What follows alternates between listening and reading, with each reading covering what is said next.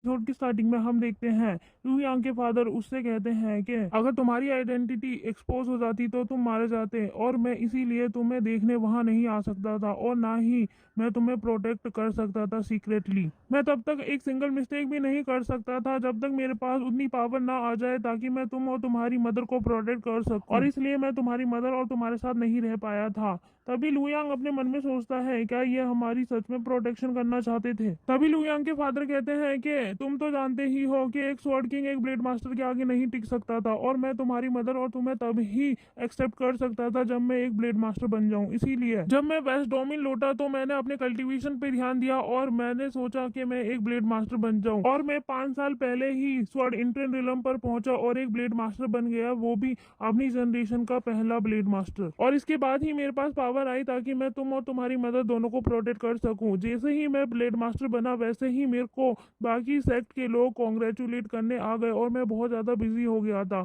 और मैं इसीलिए तुम लोगों से मिलने नहीं आ पाया मेरे ब्लेड मास्टर बनने के बाद। तभी मैंने सीक्रेटली डिसाइड किया कि मैं लू शिंगमिंग को तुम्हारे पास भेजूं और वो तुम्हें और तुम्हारी मदर को यहाँ लेकर आए, और मैंने लू शिंगमिंग को भेजा भी। लेकिन मैंने कभी ये नहीं सोचा था कि तुम्हारी मदर इतनी जल्दी इस दुनिया से चली जाए, और मैंने कभी ऐसा नहीं सोचा था कि हमारी मीटिंग इस तरीके से होगी जब तुम्हारी मॉम हमारे साथ नहीं होगी। तभी लू यांग ये बात सुनकर अपने मन में सोचता है कि ये जो इंसान है मेरे सामने बैठा, ये मेरी मदर से बहुत ज़्यादा प्यार करते थे, और अगर मेरे पेरेंट्स एशियन रूल में रहते तो मेरी फैमिली एक सुखी फैमिली होती। तभी लू यांग खड़ा होता है और वो अपने फादर से कहता है कि इसमें आपकी कोई गलती नहीं। तभी वो झुकता है अपने फादर के आगे और कहता है मुझे आपसे मिलकर अच्छा लगा। तभी उसके फादर खड़े होते हैं और वो कहते हैं कि तुम झुको मत, तुम खड़े हो। तब मैं बहुत ज्यादा वीक था और मैं तुम्हें प्रोटेक्ट भी नहीं कर सकता था, लेकिन अब मैं एक ब्लेड मास्टर हूँ और इसीलिए मैं तुम्हें तुम्हारे पूर्वजों से मिलाऊंगा और तुम्हारी आइडेंटिटी के बारे में सबको बताऊंगा और तुम्हें अब कोई नहीं रोक सकता। तभी लू यांग कहता है सिर्फ मेरे बारे में ही नहीं, मेरी माँ के बारे में भी बताना होगा आपको। तभी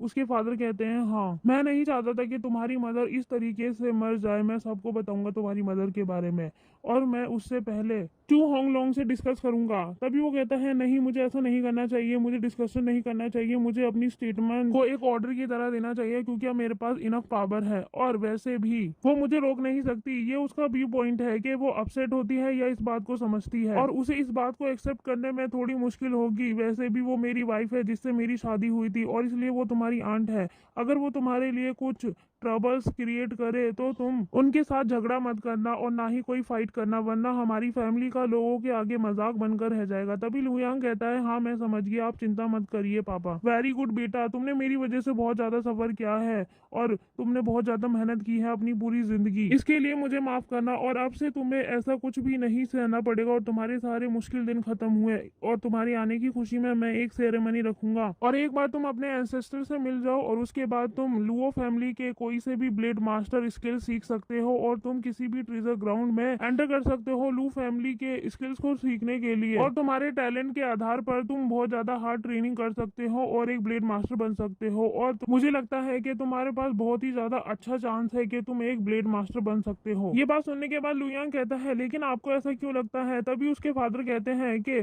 मेरे एक्सपीरियंस के हिसाब से टैलेंट और लक दोनों ही इंपॉर्टेंट होते हैं। जैसा कि मैं बहुत ज्यादा टैलेंटेड तो नहीं था लेकिन मेरा लक बहुत अच्छा था, इसीलिए मैं एक ब्लेड मास्टर बन गया। लेकिन ऐसा लक हर किसी को नहीं मिलता। तुम 2 साल के अंदर एक स्वॉर्ड किंग बन गए थे और तुमने स्वॉर्ड किंग बनने से पहले बहुत सारे एनकाउंटर भी किए हैं और तुम खतरनाक परिस्थितियों में भी सरवाइव कर पाए। तो इसका मतलब ये है कि तुम्हारे अंदर का टैलेंट बहुत ज्यादा हाई लेवल का है। तुम्हारा लक और तुम्हारा टैलेंट दोनों ही अच्छे हैं और इससे पता चलता है कि तुम्हारे पास अच्छे चांसेस हैं। और तभी लू यांग कहता है एक्चुअली मैं ज्यादा लकी नहीं हूँ, मुझे लू शिंगमिंग ने अपने मरने से पहले 3 स्वॉर्ड किंग लेवल की स्किल सिखाई थी और उसके बाद ही मैंने 2 साल की ट्रेनिंग की थी और मैंने खुद को कल्टीवेट किया था, तब जाकर मैं एक स्वॉर्ड किंग बना था। ये बात सुनने के बाद उसके फादर कहते हैं कि तुमने खुद को मैनेज किया और खुद को एडवांस कल्टीवेशन के द्वारा एक स्वॉर्ड किंग बने। तभी लू यांग कहता है हाँ।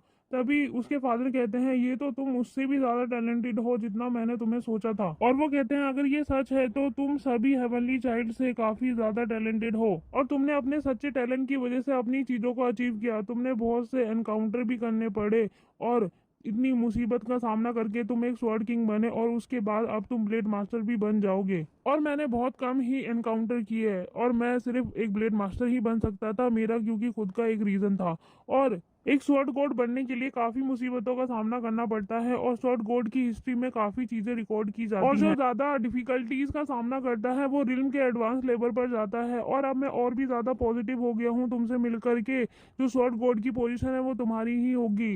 तभी लू यांग कहता है लेकिन आपको ऐसा क्यों लगता है, यहाँ पर और भी लोग हैं मेरी जनरेशन के और उनके पास भी तो चांस है।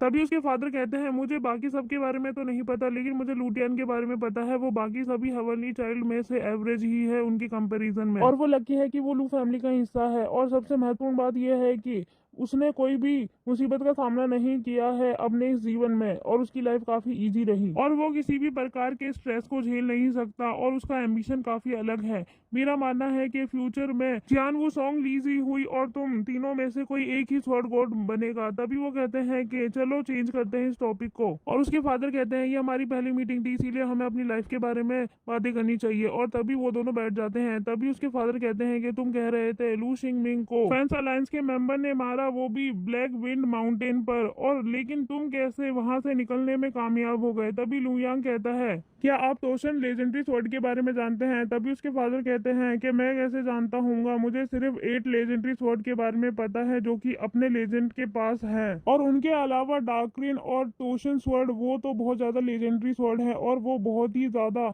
कम समय के लिए अपीयर होती हैं और उनके रिकॉर्ड भी बहुत ज्यादा कम है। और उसके फादर कहते हैं मैंने उन स्वॉर्ड के बारे में एक बात सुनी है कि जो तोशन स्वॉर्ड है वो घोस्ट और डीमन को हरा सकती है और डार्करिन स्वॉर्ड वो सोल को कंट्रोल कर सकती है। तभी उसके फादर कहते हैं क्या तुम्हारे पास टोशन स्वॉर्ड है। तभी लू यांग कहता है हाँ आप सही कह रहे हैं मेरे पास है और मैंने उसकी पावर को यूज की है और घोस्ट फैन को हराया था और फैंस अलायंस के मेंबर को हरा के भगा दिया था। तभी लू यांग के फादर कहते हैं क्या सच में तुम्हारे पास टोशन स्वॉर्ड है। और गाइस ये वाला एपिसोड यही खत्म हो जाता है, मिलते हैं आपको इसके न्यू पार्ट में जल्द ही, तब तक के लिए आप हमारे चैनल को सब्सक्राइब कर लीजिए and thanks for watching guys.